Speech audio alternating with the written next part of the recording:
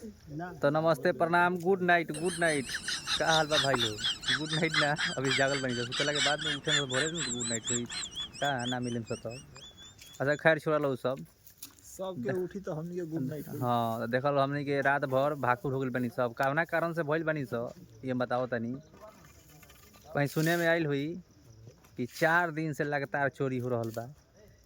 अब वही चोर के पकड़े के चक्कर में रात भर हमनी के हु ले कइले बानी सो। देखी हमार गणेश पहुन बानी है तो टॉर्च लेके लाठी ले ले बानी वीर मोहबिया कराम कराम है अंकित आइल बानी दिल्ली से बुलाओ गइल है 100 चोर पर क्राइम ब्रांच से दरोगा में बैठल बानी। देखी आज आज सोनू रात तलवार ले घुमत देखिए तलवार दिखावा है ना सोनू। देखी लाइट भूत गइल सोलर के लाइट जरत अंधार हो गइल बा।